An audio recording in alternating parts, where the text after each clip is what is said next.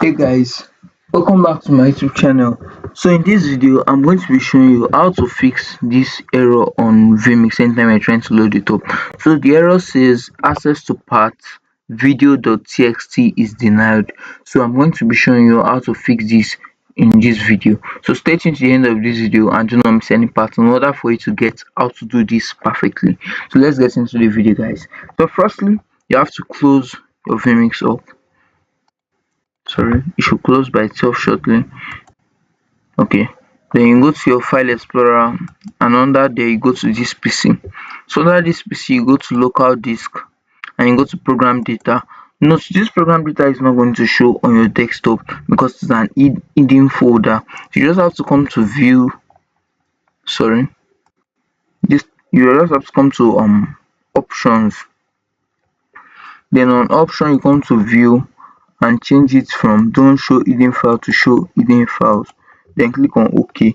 So you click on program data. Then on program data you look for the folder with vmix. So you just have to look for the folder and click on it. So once you've seen it, you see the file, the text file that was named video 1.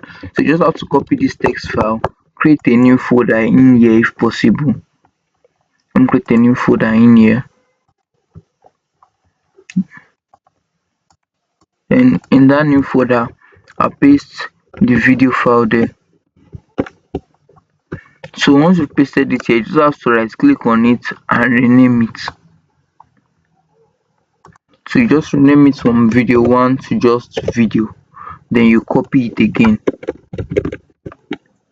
Then you come back to the file where you copied it from initially and delete it from there and paste the new text file there.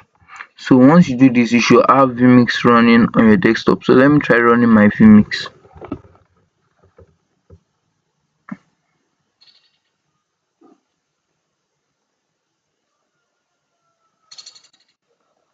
So as you can now see, guys, I now have vmix opened and I can do anything I want to do. Let me try adding an input.